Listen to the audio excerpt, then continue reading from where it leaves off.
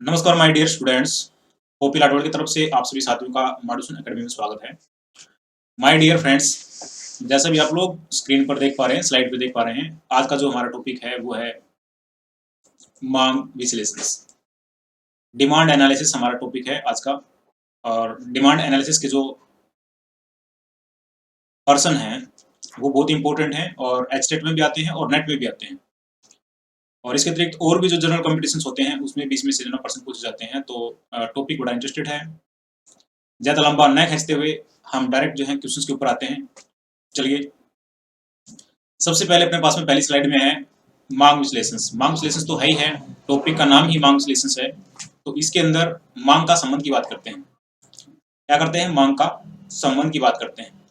मांग का संबंध किससे है माय डिफरेंस? मांग का जो संबंध होता है ना वो किससे होता है? प्रभावपूर्ण इच्छा से है। और इसमें हम लोग किन बातों को शामिल करते हैं? इसमें हम लोग इन बातों को शामिल करते हैं, यानी निम्नलिखित जो है ना 3 बातों को हम लोग शामिल करते हैं। तो शामिल करने वाली बात क्या क्या है? सबसे पहली बात जो क्या है वो क्या है? एक तो ये है कि वस्तु प्राप्त करने की इच्छा। वस्तु प्राप्त करने की इच्छा का मतलब ये है कि अगर आपके पास में वो इच्छा नहीं है तो वो मांग भी नहीं होगी। ठीक है, यानी जो मांग है ना, एक जो शब्द लिया हमने मांग, मांग का संबंध की बात कर रहे हैं। मांग का संबंध, तो मांग का संबंध किससे होता है?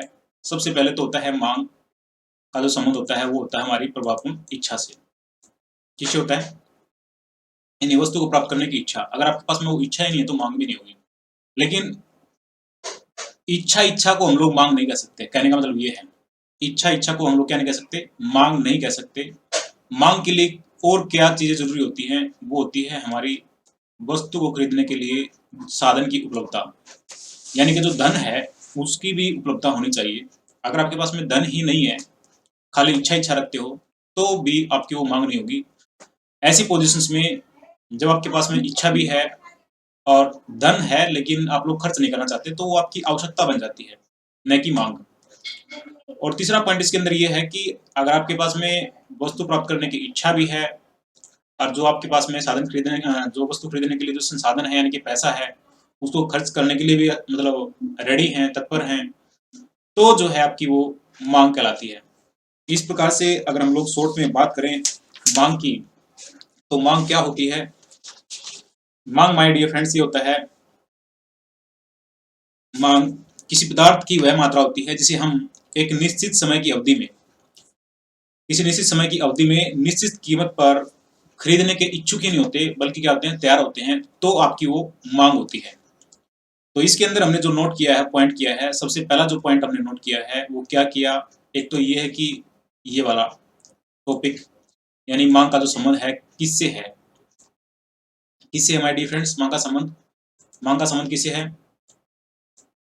इच्छा से है। ठीक है, किससे है? इच्छा से। अगर आपके पास में इच्छा है, खाली इच्छा है, तो वो मांग नहीं है। उसके लिए आपके पास में धन भी होना चाहिए, और धन भी है, इच्छा भी है, लेकिन धन को खर्च करना नहीं चाहते, तो भी आपकी वो मांग नहीं है, तो वो आपकी आवश्यकता बन जाती है। मांग कब होती है? मांग के लिए क्या होता है? किसी निश्चित समय में किसी निश्चित कीमत पर किसी वस्तु करने की इच्छा ही नहीं, बल्कि जो है आप लोग बिल्कुल तैयार होते हैं, तत्पर होते हैं, तो आपकी वो मांग कहलाती है। दोबारा से बताता हूँ, किसी पदार्थ की वह मात्रा, यानी मांग जो है किसी पदार्थ की वह मात्रा जिसे हम एक निश्चित समय की अवधि में किसी निश्चित कीमत पर खरीदने के लिए इच्छुक ही नहीं होते, बल्कि क्या होते हैं? तैयार होते हैं, तो आपकी वो क्या बन जाती है? मांग बन जाती है। तो इसका ये मतलब हम लोग डेफिनेशन दे सकते हैं, परिभाषा दे सकते हैं। मांग का संबंध की बात करते हैं तो मांग का संबंध किससे है? मांग का संबंध एक तो कीमत और एक दूसरा क्या है? समय, दोनों से ही है। तो यही बात बोली गई है कि मांग जो है किसी पदार्थ की वह मात्रा है जिसे हम निश्चित समय की अवधि में किसी निश्चित कीमत पर खरीदने के इच्छुक ही नहीं होते, बल्कि क्या होते हैं? तैयार होते हैं, तो वो क्या कहलाती है? मांग कहलाती है। और इसकी जो डेफिनेशंस दी है, परिभाषा दी है, वो किसने दी है? बहनम ने दी है। बहनम क्या कहता है? किसी समय विशेष में दिए हुए मूल्य पर, किसी समय विशेष में दिए हुए मूल्य पर किसी वस्तु की मांग वह मात्रा है जो उस वस्तु पर एक निश्चित समय में क्रय की जाती है। तो बात वही है, ये भी बहनम यही बोलता है कि मांग जो है किसी पदार्थ की वह मात्रा है जिसे हम किसी निश्चित समय की अवधि में निश्चित कीमत पर खरीदने के लिए इच्छुक ही नहीं होते, बल्कि तैयार होते हैं, तो आपकी क्या कहलाती है? मांग है। ठीक है, तो इसके अंदर अगर आपके पास में इच्छा है, धन नहीं है, तो मांग नहीं है। इच्छा भी है, धन भी है, लेकिन धन को खर्च नहीं करना चाहते, तो वो आपकी मांग नहीं है, वो आवश्यकता बन जाती है।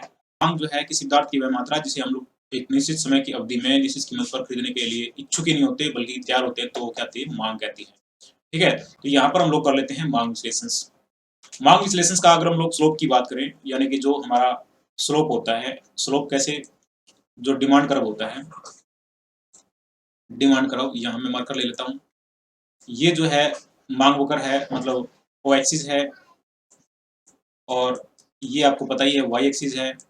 ठीक है, तो मांग वक्र कैसा होता है, ऐसा होता है, डी जो है ये हमारा ऐसा होता है, यानी कि ये क्या है, बाएं से दाएं नीचे की ओर गिरता है, बाएं से दाएं क्या होता है, नीचे की ओर गिरता है। ये क्या दिखाता है, ये दिखाता है क्वांटिटी और प्राइस का नेगेटिव रिलेशन होता है, यानी कि प्राइस जब ज्यादा होती है तो हम लोग क्वांटिटी कम करते हैं, और जैसे ही प्राइस कम हो जाती है तो हम लोग क्वांटिटी क्या करते हैं, ज्यादा लेते हैं। ठीक है, और भी कम हो जाती है तो और भी ज्यादा लेते हैं। ये सामान्य वस्तुओं की बात है, जब कीमत बढ़ती है तो हम लोग मांग कम करते हैं, और जब कीमत घटती है तो मांग ज्यादा करते हैं। ये क्या दिखाता है, नेगेटिव रिलेशन दिखाता है किसका, कीमत का और मांग की मात्रा का। ठीक है, अब बात आती है कि ये जो डिमांड कर्व है ये डाउनवर्ड क्यों होता है। तो इसके पीछे जो ना कारण है, कारण क्या है, सबसे पहला कारण है सीमांत उपयोगिता ह्रास नियम। यानी जो सीमांत उपयोगिता जो है ना, सीमांत जो उपयोगिता होती है, मार्जिनल यूटिलिटी होती है, वो क्या होती है, हमारी घटती जाती है, यानी उसको क्या बोलते हैं, ह्रास होती जाती है। यानी सीमांत उपयोगिता जो है ना क्या होती जाती है, ह्रास होती जाती है। तो इसको हम लोग नियम बोलते हैं, सीमांत उपयोगिता ह्रास का जो नियम है वो इसके ऊपर लागू होता है।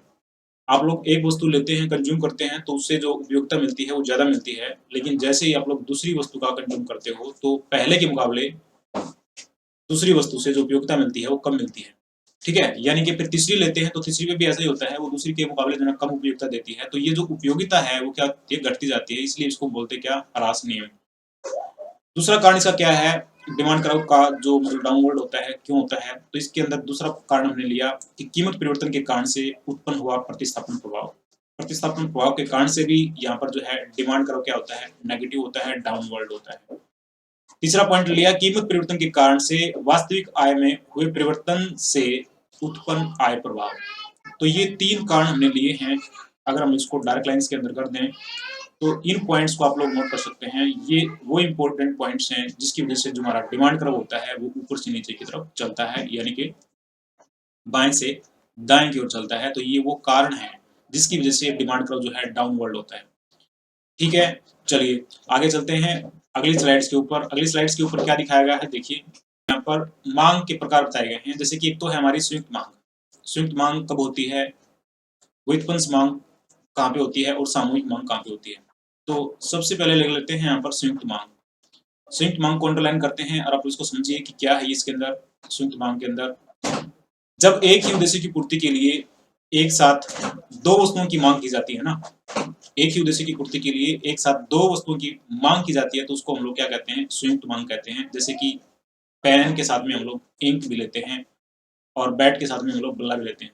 ठीक है, यानी कि क्रिकेट खेलते हैं तो बच्चे लोग बैट भी लेते हैं, बॉल भी लेते हैं। इसी प्रकार से अगर आप लोग पेन लेते हो तो पेन की स्याही भी लेते हो। तो ये क्या होती है, संयुक्त मांग होती है। जब एक उद्देश्य की पूर्ति के लिए एक साथ दो वस्तुओं का चयन करते हैं, दो वस्तु को हम लोग खरीदते हैं, तो उसको क्या कहते हैं, संयुक्त मांग कहते हैं। उसके बाद में चलिए नेक्स्ट पे, नेक्स्ट में क्या है कि व्युत्पन्न मांग। व्युत्पन्न मांग कब होती है, व्युत्पन्न मांग किसकी होती है, माय डियर फ्रेंड्स मैं बता देता हूँ। ये व्युत्पन्न मांग जो होती है वो साधनों के ऊपर लागू होती है, यानी जो उत्पादन के जो साधन होते हैं ना, उनकी जो मांग होती है उसको हम लोग क्या कहते हैं, व्युत्पन्न मांग कहते हैं। जब किसी वस्तु की मांग के कारण से अन्य किसी वस्तु की मांग की जाती है, या फिर ये कह सकते हैं कि जब किसी वस्तु की मांग के कारण से अन्य वस्तु की मांग की जाती है, तो उसको क्या कहते हैं, व्युत्पन्न मांग कहते हैं। और किसी वस्तु की मांग के कारण से अन्य वस्तु की मांग उत्पन्न होती है, तो उसको हम कहते हैं व्युत्पन्न मांग। तो जो उत्पत्ति के जो संसाधन होते हैं, जो प्रोडक्शन के जो संसाधन होते हैं, उनकी मांग कौन सी होती है, व्युत्पन्न मांग होती है। यही बात बताने वाले थे और यही हो गई है। उसके बाद में है यहाँ पर सामूहिक मांग। सामूहिक मांग जैसा भी मतलब सबक से प्रतीत होता है, सामूहिक मांग जब एक वस्तु को एक से अधिक उपयोगों में हम लोग प्रयोग करते हैं, या फिर ये कहें कि जब एक वस्तु को एक से अधिक उपयोगों में लगाया जा सकता है, तब क्या होता है, वो सामूहिक मांग होती है। सामूहिक मांग उत्पन्न होती है। तो उदाहरण के लिए यहाँ पर जैसे कि कोयले की बात करें या फिर बिजली की बात करें, कोयला प्रोडक्ट एक ही है, लेकिन उसको हम लोग कई तरीके से यूज कर सकते हैं। जैसे जैसे घर में भी यूज किया जा सकता है, रेलगाड़ी चलाने के लिए भी यूज किया जा सकता है, या फिर और भी जो है कहीं पर भी यूज किया जा सकता है जहाँ पर इसकी जरूरत पड़ती है। तो इसको क्या कहेंगे, एक से अधिक जगह पर इसको हम लोग यूज कर सकते हैं। तो इसको सामूहिक मांग कहेंगे, यानी जो कोयले की जो मांग है वो क्या है, सामूहिक मांग है। तो एग्जाम्पल में आप लोग सामूहिक मांग में डाल सकते हो, कोयला है और बिजली है, ये सामूहिक मांग का एग्जाम्पल है। नेक्स्ट स्लाइड के ऊपर चलते हैं, इंपॉर्टेंट पॉइंट ही डिस्कस करेंगे बस। जो मांग का नियम होता है, मांग का नियम के अंदर हमने क्या डिस्कस किया है कि ये डाउनवर्ड होता है, ठीक है, और प्राइस का और क्वांटिटी का नेगेटिव रिलेशंस होता है। ऐसा क्यों होता है, क्योंकि प्रतिस्थापन प्रभाव के कारण से होता है। और क्या बताया, सीमांत उपयोगिता ह्रास जो नियम है उसके कारण से होता है, आय प्रभाव के कारण से होता है। तो ये डाउनवर्ड होता है। ये जो मांग का नियम है ना, मतलब जरूरी नहीं कि सभी जगह लागू हो, इसके लिए जो है मतलब हम लोग कुछ क्या लेते हैं, अपवाद भी लेते हैं जिनके ऊपर ये लागू नहीं होता। तो ये वो अपवाद हैं जिसके बारे में मैं बताना चाहता हूँ। ये वो अपवाद हैं जिसके ऊपर ये मांग का नियम लागू नहीं होता। तो वो कौन से हैं? सबसे पहला जो अपवाद है वो है गिवन गुड्स, यानी जो गिवन वस्तुएं होती हैं उनके ऊपर जो है ये मांग का नियम लागू नहीं होता। अनिवार्य जो वस्तु होती हैं उसके ऊपर भी लागू नहीं होता। और जो वस्तुएं जो हैं, ऐसी वस्तुएं हैं जिनकी भविष्य में दुर्बलता होने की आशंका है, तो उनके ऊपर भी जो है ये लागू नहीं होता। और आय, फैशन, रुचि आदि घटकों में परिवर्तन आदि के कारण से भी जो है ये नियम लागू नहीं होता। ये सारी वो दिशाएं हैं जिसके ऊपर मांग का नियम लागू नहीं होता। ठीक है, तो मांग की बात कर रहे हैं, मांग विश्लेषण कर रहे हैं, तो मांग का ही टॉपिक डिस्कस करेंगे। तो ये सारे क्या हैं, अपवाद थे जो हमने डिस्कस किए हैं। उसके बाद में करते हैं सामान्य वस्तु। सामान्य वस्तु की बात करते हैं, अनिवार्य वस्तु की बात करते हैं, निम्न वस्तुओं की बात करते हैं, और उसके साथ में करेंगे एंजल्स का नियम। तो सामान्य वस्तुओं की बात करते हैं, तो सामान्य वस्तुओं में क्या ले लेंगे हम लोग, आरामदायक वस्तुएं होती हैं उसको भी शामिल कर लेते हैं, और विलासतापूर्ण जो वस्तुएं होती हैं उसको भी ले लेते हैं।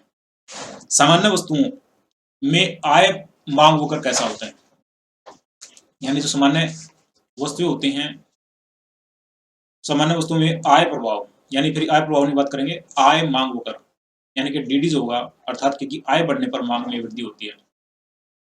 किन की होगी? सामान्य वस्तुओं की। यानी सामान्य वस्तुओं के बारे में अगर हम बात करें तो क्या होता है कि जब हमारी आय बढ़ती है, यानी कि जो इनकम बढ़ती है, तो मांग भी बढ़ती है, ये बताना चाहता है। किसकी बात कर रहा है? सामान्य वस्तुओं की। सामान्य वस्तु में क्या शामिल करते हैं? आरामदायक वस्तुएं भी आ जाती हैं और विलासतापूर्ण भी वस्तुएं आ जाती हैं। आय बढ़ेगी तो हम इसकी मांग को बढ़ा देते हैं, आय घटेगी तो इसको मांग को घटा देते हैं। ठीक है, नॉर्मल गुड्स भी और जो विलासतापूर्ण की जो वस्तु होती हैं उसके ऊपर भी। किसकी बात की है? आय की बात की है। ध्यान रखने वाली बात क्या है? आय मांग होकर। आय मांग होकर जो होता है, यानी कि आय बढ़ने के ऊपर हम लोग क्या लेते हैं? ज्यादा लेते हैं, और आय कम हो जाती है तो कम लेते हैं। ठीक है, ये वस्तुएं। उसके बाद में करते हैं यहाँ पर एक नया पॉइंट्स है। नया पॉइंट्स क्या गया इसके अंदर? नया पॉइंट आ गया हमारा खाद्य एवं अनिवार्य वस्तुओं का मांग, यानी आय मांग होकर।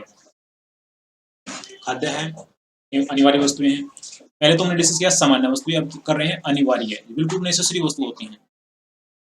इसमें क्या होता है कि आरंभ में अगर पहले बात करें तो आय वृद्धि उपभोग को बढ़ाती है, किंतु एक सीमा के बाद में आय की वृद्धि वस्तुओं का उपभोग को प्रभावित करती है। यानी जो सामान्य जो खाद्य वस्तु होती हैं, जो बिल्कुल नेसेसरी होती हैं, अनिवार्य वस्तु होती हैं, उनकी बात करें तो शुरू में क्या होता है कि आय बढ़ती है तो इनका उपभोग भी बढ़ता है, लेकिन एक समय सीमा के बाद में, एक मतलब लेवल के बाद में आय हमारी कितनी बढ़ती जाए इनकी मांग नहीं बढ़ती। ठीक है, क्यों? क्योंकि जो नेसेसरी वस्तु होती है वो हम लोग उतनी लेते हैं जितनी अपने को चाहिए। उसके बाद में जो निम्न कोटि की जो वस्तु होती है, निम्न कोटि की वस्तुएं वो कौन सी होती हैं? देखिए यहाँ पर निम्न कोटि की बात करते हैं। निम्न कोटि की वस्तुएं में आय मांग होकर, अर्थात कि एक पर्याप्त आय स्तर के बाद में आय की वृद्धि वस्तु के उपभोग को घटा देती है।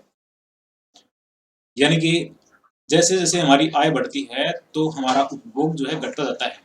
वो किसका घटता जाता है? जो हमारी निम्न वस्तु होती हैं, जो इंफीरियर गुड्स होती हैं, उनका उपभोग हम लोग क्या कर देते हैं? घटाना शुरू कर देते हैं। एक पर्याप्त आय स्तर के बाद में आय की वृद्धि वस्तु के उपभोग को बढ़ा देती है। तो वो कौन सी वस्तु की बात कर रहा है? निम्न वस्तु की बात कर रहा है। निम्न वस्तु के बारे में बात कर रहे हैं। आय बढ़ेगी तो क्या होता है? इसका उपभोग हम लोग घटाना शुरू कर देते हैं।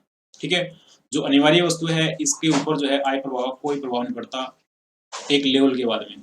ठीक है, उपभोग में आय में वृद्धि होती जाती है तो उपभोग बढ़ता है, लेकिन एक समय सीमा के बाद में इसका उपभोग में मतलब जो है ना कोई परिवर्तन नहीं होता, बिल्कुल सेम बना रहता है।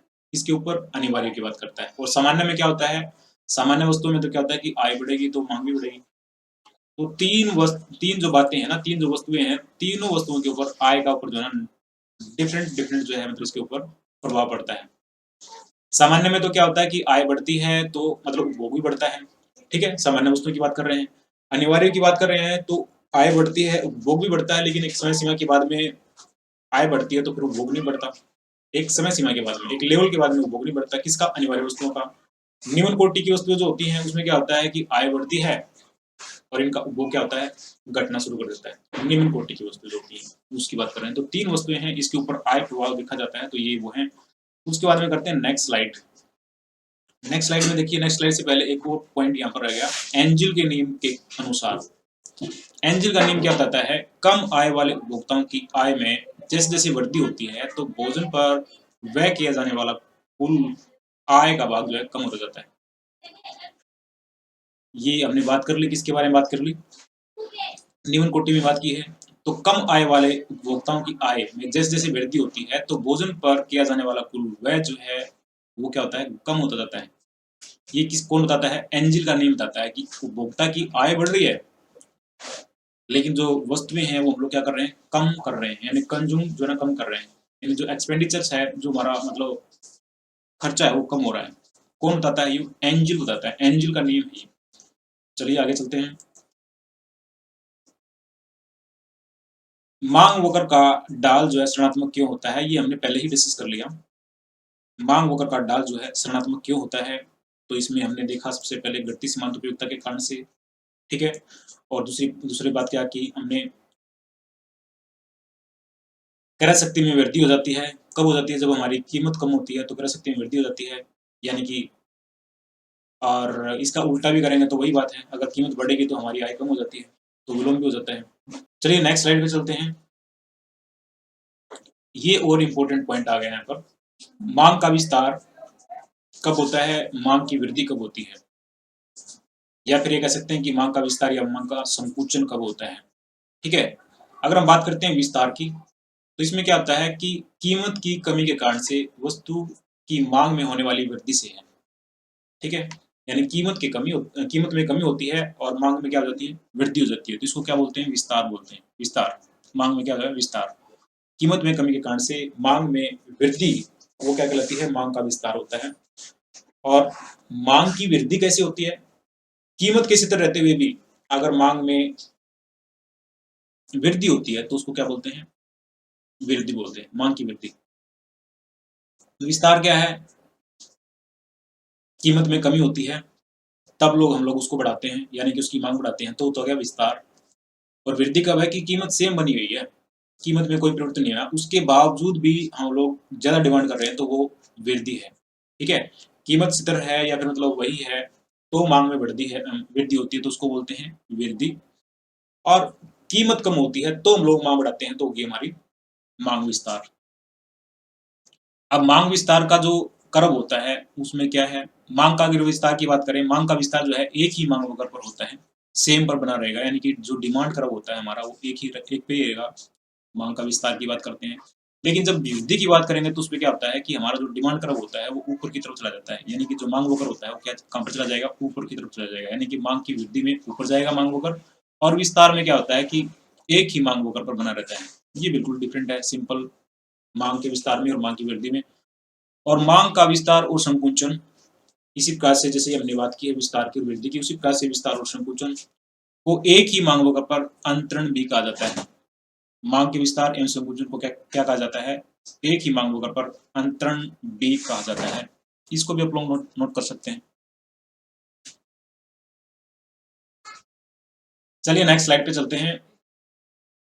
मांग का नियम, ये इंपॉर्टेंट पॉइंट आ गया है, मांग का नियम और मांग की लोच की बात है।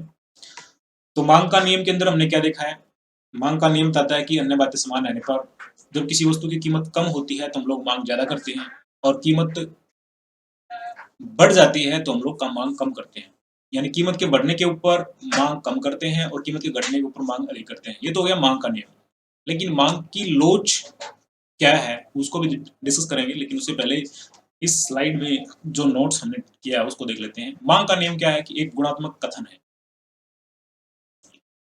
क्या है? गुणात्मक कथन। गुणात्मक कथन की बात कर रहे हैं जो कि कीमत परिवर्तन से कारण केवल मांग के परिवर्तन की दिशा को बताता है।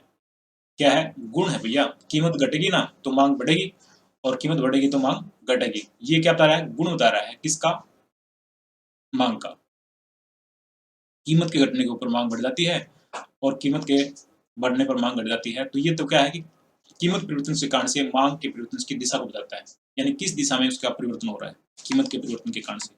कीमत के घटने या बढ़ने से मांग का किस दिशा में परिवर्तन हो रहा है उस दिशा को बता रहा है, सिर्फ और सिर्फ डायरेक्शंस को दिखा रहा है। इसके विपरीत अगर हम बात की करें मांग की लोच। मांग की लोच क्या है? मात्रात्मक और परिमाणात्मक कथन है। तो देखो दो इंपॉर्टेंट पॉइंट बन गए यहाँ पर। जो मांग की लोच है वो क्या है? मात्रात्मक या फिर परिमाणात्मक कथन है, जबकि मांग का जो नियम है वो क्या है कि गुणात्मक कथन है। ये जो रेड लाइन के अंदर मैंने हाईलाइट किया है ये बिल्कुल इंपॉर्टेंट पॉइंट्स हैं दो। मांग का नियम गुणात्मक कथन है और मांग की लोच जो है वो मात्रात्मक और परिमाणात्मक कथन है। ठीक है। अब देखिए जो किसी वस्तु की कीमत में परिवर्तन के सापेक्ष उसकी मांग में परिवर्तित हुई मात्रा को बताती है। कौन? मांग की लोच। यानी कीमत में प्रतिशत परिवर्तन से कारण से किसी वस्तु की कीमत में प्रतिशत परिवर्तन के कारण से मांगी गई मात्रा में कितना प्रतिशत परिवर्तन होता है वो लोच को बताता है। ठीक है। यानी कितना उसके अंदर परिवर्तन हुआ। कीमत में 10% परिवर्तन हुआ तो मांग के अंदर कितना प्रतिशत परिवर्तन हुआ तो उस अनुपात को दिखाता है। ठीक है, उस मात्रा को दिखाता है। इसका जो सूत्र है वो है यहाँ पर मांग में अनुपातिक परिवर्तन डिवाइडेड बाय कीमत में अनुपातिक परिवर्तन। ये है इसका सूत्र। नोट करने वाली बात है ये। मांग में अनुपातिक परिवर्तन बटे में कीमत में अनुपातिक परिवर्तन। तो यहाँ पर जो मांग की लोच है उसको हम लोग क्या लेते हैं? ऋणात्मक लेते हैं। मांग की लोच को ऋणात्मक क्यों लेते हैं? क्योंकि यहाँ पर मांगी गई मात्रा में और कीमत में क्या होता है? नेगेटिव रिलेशंस होता है। इसलिए इसको हम लोग क्या लेते हैं? नेगेटिव साइन से या फिर नकारात्मक लेते हैं, ऋणात्मक लेते हैं। क्यों? क्योंकि इसके अंदर कीमत और मांगे की मात्रा में विपरीत संबंध होता है। इसलिए क्या होता है? इसको हम लोग क्या लेते हैं? नेगेटिव। नेगेटिव साइन से जो है डिनोट की जाती है। उसके बाद में चलते हैं नेक्स्ट स्लाइड के ऊपर। Rectangular hyperbola. रेक्टेंगुलर हाइपरबोला जो होता है इसके संदर्भ में मांग की लोच क्या रहती है? वो हमेशा ही क्या रहती है? इकाई रहती है। ठीक है। जो रेक्टेंगुलर हाइपरबोला होता है जो उसका हमारा ये क्या बोलते हैं जो कर्व होता है वो इस प्रकार से होता है। ये जो है रेक्टेंगुलर हाइपरबोला होता है, इस प्रकार का जो कर्व होता है। ठीक है। इसके ऊपर क्या होता है? मांग की लोच जो होती है वो हमेशा क्या रहती है? एक रहती है। इस प्रकार से ले सकते हैं पहले वाले की बजाय ये जो है ऊपर वाला जो है ये बिल्कुल सही है। ठीक है। इसके ऊपर जो है ना मांग की लोच क्या रहती है? एक रहती है। ये वाली ये इस प्रकार से मांग की लोच कितनी रहती है? एक रहती है। यानी कीमत में जितना परिवर्तन होता है मांगी गई मात्रा में भी उतना ही परिवर्तन होता है। यानी कि जो लोच रहेगी वो कितनी रहेगी? एक। अच्छा, वह रीति द्वारा मांग की लोच की माप करते हैं। वह रीति के द्वारा मांग की लोच यदि कीमत में वृद्धि या फिर कमी होने पर कुल व्यय जो है स्थिर रहता है तो मांग की लोच क्या रहेगी? इकाई बनी रहती है। क्या बताया? व्यय रीति के द्वारा, यानी कि जो हमारा एक्सपेंडिचर मेथड होता है उसके द्वारा लोच देखते हैं। यदि किसी वस्तु की कीमत में वृद्धि होने पर या फिर कमी होने पर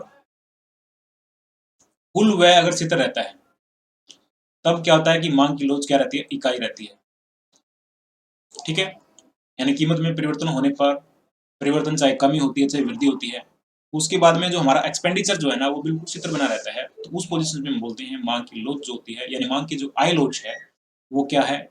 इकाई है। इसी प्रकार से यदि कीमत के घटने पर कुल व्यय बढ़ जाता है, कीमत घट रही है और व्यय क्या हो रहा है? बढ़ रहा है, या फिर कीमत के बढ़ने पर कुल व्यय घट रहा है यानी कि नेगेटिव रिलेशंस हो गया, तो इसको क्या बोलेंगे? Greater than 1। यानी जो इलास्टिसिटी डिमांड रहेगी वो क्या रहेगी? Equal to 1। मांग की लोच कैसी रहेगी? यहाँ पर मांग की लोच रहेगी ग्रेटर देन 1। उसके बाद में ये जो पॉइंट है यहाँ पर नेक्स्ट जो पॉइंट है यहाँ पर थर्ड पॉइंट जो है इसके अंदर क्या है? Less than 1। यानी यदि यदि कीमत के घटने पर क्या बता रहा हूं? कीमत के घटने पर कुल व्यय घटता है अथवा कीमत के बढ़ने पर कुल व्यय बढ़ता है, तब जो लोच होगी वो हमारी कैसी रहेगी, वो रहेगी इलास्टिसिटी ऑफ डिमांड जो है लेस देन 1। ठीक है, यानी जिस दिशा में मतलब जो कीमत जाती है उसी दिशा में हमारा क्या जाता है, एक्सपेंडिचर जाता है। कीमत घट रही है तो एक्सपेंडिचर भी घट रहा है, कीमत बढ़ रही है तो एक्सपेंडिचर भी बढ़ रहा है, तो वो क्या होगी, लेस देन 1। ग्रेटर देन 1 में क्या है कि जब कीमत बढ़ रही है तो एक्सपेंडिचर घट रहा है, और कीमत बढ़ रही है तो एक्सपेंडिचर घट रहा है, यानी नेगेटिव रिलेशन हो गया। इसमें क्या होगा, ग्रेटर देन 1। और तीसरा पॉइंट हमने क्या डिस्कस किया, कीमत में कमी होती है या फिर कीमत में वृद्धि होती है, कुल व्यय में कोई परिवर्तन नहीं होता, वो क्या होता है, इकाई लोच होती है। तो ये है आई लोच। साथ में आ गया इसमें ज्यामिति अथवा बिंदु रेती। इसको हम लोग कैसे निकालते हैं, इसको जो निकालने का जो सूत्र है वो क्या होता है, निचला भाग बटे में ऊपर वाला भाग। ठीक है, निचला हिस्सा बटे में ऊपर वाला हिस्सा। अगर इस प्रकार से जो हमारा y एक्सिस है, y एक्सिस है, और ये हमारा dd है, और मान लिया इस बिंदु के ऊपर अपने को क्या निकालनी है, लोच निकालनी है, ई बिंदु के ऊपर, और डिमांड कर्व है डी एफ। तो जो लोच निकलेगी ना वो निचला हिस्सा बटे में ऊपर वाला हिस्सा, यानी निचला हिस्सा बटे में ऊपर वाला हिस्सा। यानी जिस बिंदु पे हमने लोच निकालनी है, जैसे कि ई बिंदु के ऊपर निकालनी है, तो ई एफ बटे ओ ई, ये क्या हो जाएगा, निचला हिस्सा बटे में ऊपर वाला हिस्सा, ये निकल जाएगी लोच। तो वो देखिए सबसे इंपॉर्टेंट पॉइंट जो है ना इस पे आ रहा है, ये वाला। अब इसको अंडरलाइन कर लीजिए आप। इसमें क्या है, जो आवश्यक वस्तुएं होती हैं, आवश्यक वस्तुएं जो होती है ना, ये वाला पॉइंट, इसके ऊपर जो है ना, जो लोच होती है वो बेलोचदार होती है। आप लोग कितनी भी कीमत बढ़ा लो तब भी जो है उसकी मांग जो है उतनी बनी रहती है, तो उसको बोलते हैं बेलोचदार मांग। तो जो नेसेसरी वस्तुएं होती हैं उनकी लोच कैसी होती है, बेलोचदार होती है, उसकी मांग में कोई परिवर्तन नहीं होता। इसके अपोजिट अगर बात करें आरामदायक वस्तुओं के लिए मांग की लोच कैसी होती है, तो वो क्या होती है, साधारण लोच होती है, नॉर्मल लोच रहती है। और जो विलासिता की जो वस्तु होती हैं, विलासिता की वस्तु होती है, उनकी मांग की लोच क्या होती है, अत्यधिक लोचदार होती है, अत्यधिक लोचदार। तो एक तो है आवश्यक वस्तुओं की जो लोच होती है कैसी होती है, बेरोजगार होती है। विलासिता के क्या होती है, विलासिता में क्या होता है कि अत्यधिक लोचदार होता है, यानी कि फ्लेक्सिबिलिटी होती है, फ्लेक्सिबिलिटी होती है, उसके अंदर लोच मिलती है, अत्यधिक मिलती है। लेकिन जो आरामदायक वस्तु होती है उनकी क्या होती है, साधारण लोच होती है। तो ये भी इंपॉर्टेंट पॉइंट है, समझने का है, करने का है। चलिए चलते हैं नेक्स्ट स्लाइड के ऊपर। यदि किसी वस्तु के अन्य स्थानापन्न उपलब्ध हैं, अन्य स्थान पर उपलब्ध है, यानी कि एक के स्थान पर हम लोग दूसरा वस्तु जो है उपयोग कर सकते हैं, एक वस्तु के स्थान पर दूसरी वस्तु उपयोग कर सकते हैं, दैट मीन्स कि उसके स्थानों पर उपलब्ध हैं। तो ऐसी स्थिति में क्या होता है कि लोचदार होती है, लोचदार, बेलोचदार नहीं होती। ठीक है, लोचदार होती है, क्यों, क्योंकि उसके अन्य स्थानों पर उपलब्ध है। और वैकल्पिक प्रयोग संभव होने पर मांग लोचदार होती है। यानी एक वस्तु का जो ना कोई अपने पास में अल्टरनेट है, तो वहां पर क्या होती है, मांग कैसी होती है, लोचदार होती है, लोचदार। और स्थानापन्न है अपने पास में, एक वस्तु के स्थान पर दूसरी वस्तु हम लोग ले सकते हैं, उसका स्थानापन्न है, तो क्या होगी, अत्यधिक लोचदार होगी।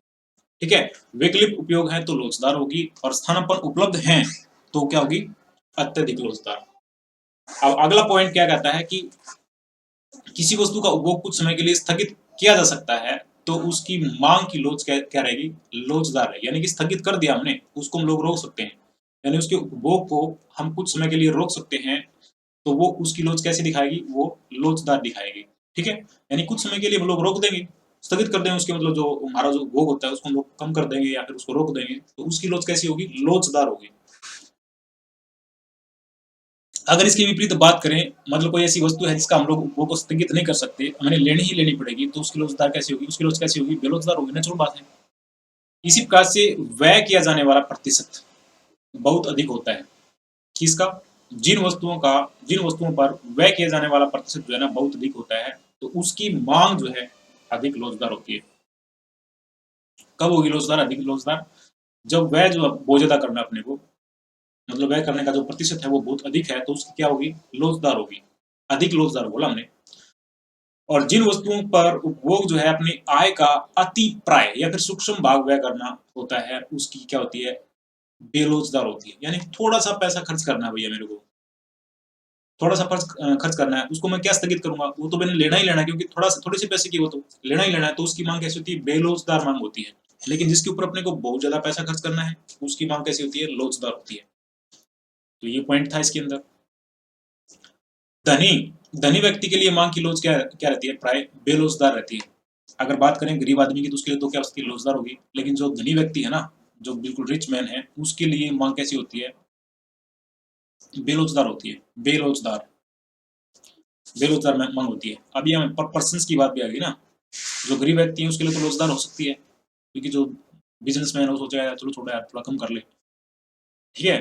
यानी कि प्राइस डिस्क्रिमिनेशन के अंदर इसका जो है मतलब एग्जांपल हम लोग डिस्कस करेंगे। तो धनी व्यक्तियों के लिए जो लोग होती है ना, वो क्या रहती है, बेरोजगार रहती है। चलिए नेक्स्ट स्लाइड के ऊपर। ताजिंग के अनुसार क्या कहता है, यदि समाज में धन का असमान वितरण है, ताजिंग के अनुसार यदि धन का असमान वितरण है तो मांग की लोच क्या क्या रहती है, बेलोच रहती है। धन का असमान वितरण की बात कर रहा है कौन, ताजिंग। अगर धन का असमान वितरण है तो मांग की लोच कैसी रहती है, बेलोच हो जाती है। किंतु रेखा यदि धन का वितरण समान है, असमान में तो बेलोच होती है, जब समान है तो अत्यधिक लोचदार हो जाती है। यानी कमाल की बात कर दी, डिस्ट्रीब्यूशन की बात कर दी। अगर डिस्ट्रीब्यूशन धन का वितरण जो है ना असमान है यानी कि मतलब किसी को ज्यादा है किसी को कम है, असमान है, तो क्या होगी, लोच बेलोचदार हो जाती है। क्यों, क्योंकि यहाँ पर जो है ना कुछ लोगों के पास में पैसा गया, धनी से कुछ तो लोग धनी हो गए, तो धनी के लिए तो क्या होगी, मांग बेरोजगार होगी। अगर वो बिल्कुल समान समान से जाता है, बिल्कुल सभी लोग समान है, इक्वल है, तो स्थिति में क्या जाती है, लोचदार है। ठीक है, मतलब कीमत को या फिर मांग को जो है ना मतलब लोचदार बनाया जाता है, तो मांग कैसी होगी वहां पर, लोचदार। मार्शल्स ने क्या किया है, इंपॉर्टेंट पॉइंट यहाँ पर फिर आ गया, मार्शल्स ने समय तत्व को मांग की लोच में जोड़ा है। कीमत की मांग पर, यानी कोई कीमत घटती है बढ़ती है तो उसका मांग पर क्या प्रभाव पड़ता है, वो प्रतिक्रिया बताना चाह रहा है।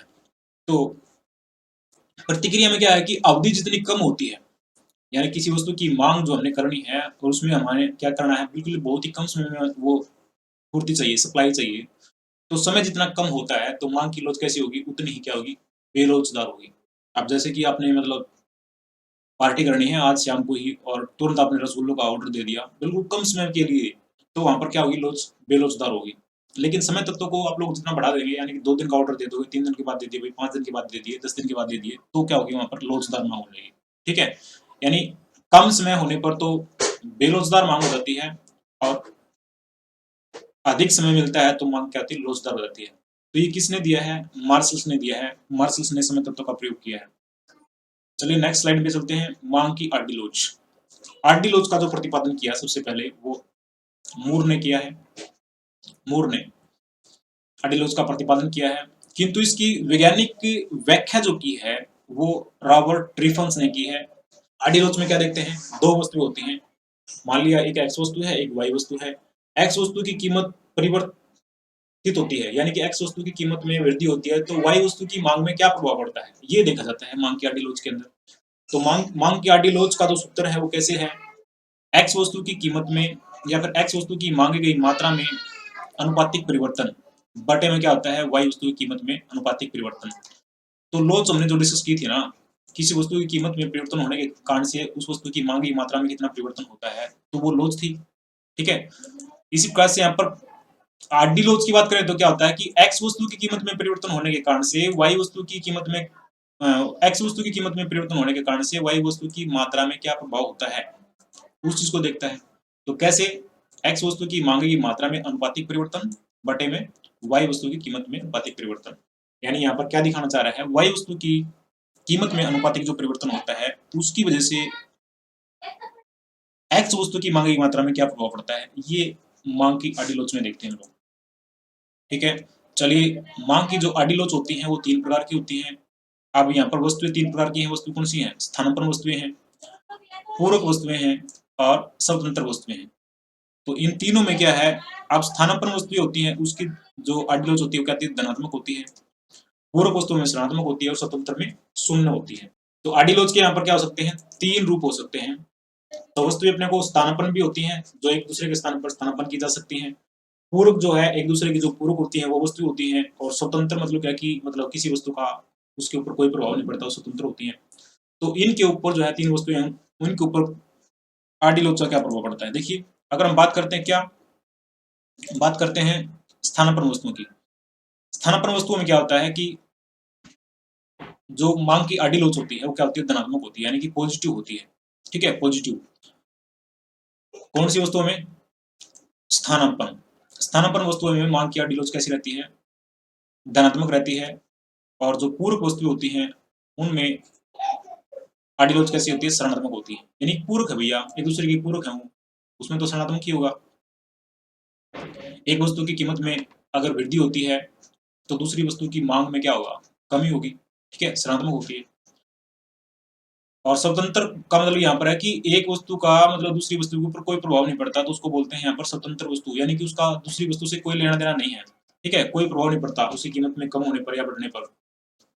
यहाँ पर वो क्या होता है? स्वतंत्र वस्तुएं। तो स्वतंत्र वस्तुओं की जो मांग की आदिलोच रहती है वो क्या होती है? शून्य होती है। और जो पूरक वस्तुएं होती हैं एक दूसरे की, उसमें ऋणात्मक होता है। जो स्थानांपन्न होता है उसमें धनात्मक रहता है आदिलोच। चलिए चलते हैं आगे, नेक्स्ट स्लाइड के ऊपर। पहले इसको रिमूव कर लेते हैं। मांग की आयलोच। मांग की आयलोच कैसे निकालते हैं? ये लो, मांग की आयलोच का जो सूत्र है ये देखिए यहाँ पर है अपने पास में। मांग की आयलोच का सूत्र, आय में अनुपातिक परिवर्तन होने के कारण से मांगे की मात्रा में क्या परिवर्तन होता है। अब आयलोच में क्या होता है कि आय में परिवर्तन होने पर मांगे की मात्रा में कितना परिवर्तन हो रहा है, उसको उस चीज को देखेंगे। तो यहाँ पर क्या है कि मांगी गई मात्रा में अनुपातिक परिवर्तन डिवाइडेड बाई आय में अनुपातिक परिवर्तन, यानी आय में अनुपातिक परिवर्तन होने पर उस वस्तु की मांगी की मात्रा में कितना परिवर्तन होता है उसको हम लोग देखते हैं आय लोच के माध्यम से। ठीक है, तो आय लोच का ये सूत्र है। यहाँ पर भी क्या है कि मतलब हम लोग बात करेंगे लोच की। कौन सी लोच की बात करेंगे? आय लोच की। तो जो विलासिता की वस्तु होती हैं, विलासितापूर्ण वस्तु होती हैं, उनकी आय लोच कैसी होती है? लग्जरी लाइफ जीते हैं लोग, विलासितापूर्ण वस्तुएं जो है वो करते हैं, तो उनकी लोच क्या होती है? इकाई से अधिक होती है। इकाई से अधिक होती है क्योंकि ऐसी वस्तुओं पर आय की वृद्धि के परिणाम स्वरूप आय का अधिक भाग खर्च किया जाता है। अब आपने मतलब बड़े लोग हो, बड़ी गाड़ी लेते हो तो क्या होगा? आय बढ़ेगी तो बढ़ी ही जाएगी। ठीक है, बढ़ी जाएगी आय।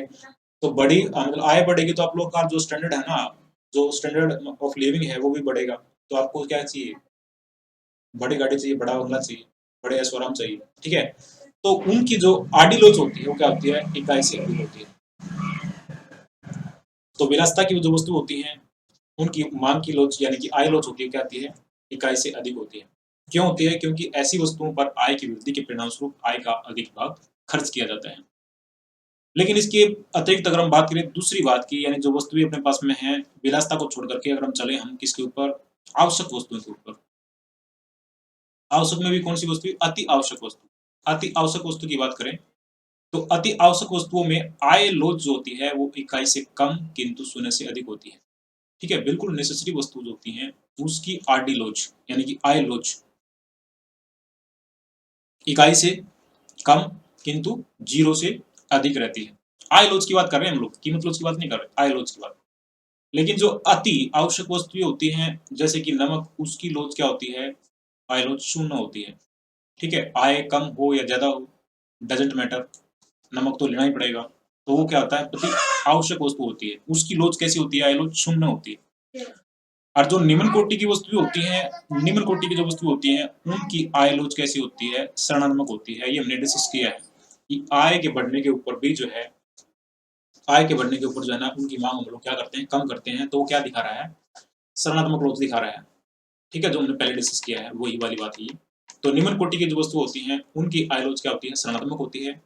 अति आवश्यक वस्तु होती है उनकी मतलब जो लोच होती है, आय लोच होती है, वो शून्य होती है। और जो आवश्यक वस्तु होती हैं उनकी क्या होती है? इकाई से कम और जीरो से ज्यादा होती हैं। लेकिन जो विलासिता की जो वस्तु होती हैं उनकी आय लोच क्या होती है?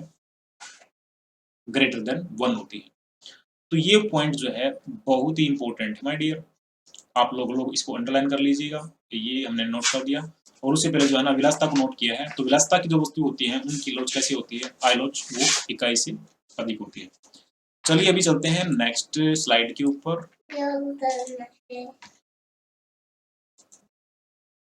अभी पेज काफ़ी हैं, बहुत इंपॉर्टेंट टॉपिक जो है इसके ऊपर मतलब हमने नोट किए हुए हैं। और ये देखो सारे जो ना मांग विश्लेषण से रिलेटेड हैं, बहुत ही इंपॉर्टेंट पॉइंट हमने नोट किए हुए हैं। सभी को मैं डिस्कस नहीं कर सकता क्योंकि टाइम की कमी है फिलहाल। नेक्स्ट क्लास के अंदर डिस्कस करेंगे ये सारी स्लाइड्स को। तो बने रहें चैनल्स के ऊपर। और माय डियर, अभी तक आपने चैनल को सब्सक्राइब नहीं किया है, बेल आइकन को क्लिक नहीं किया, दोस्तों को शेयर नहीं किया है तो तुरंत करें। Thank you for watching.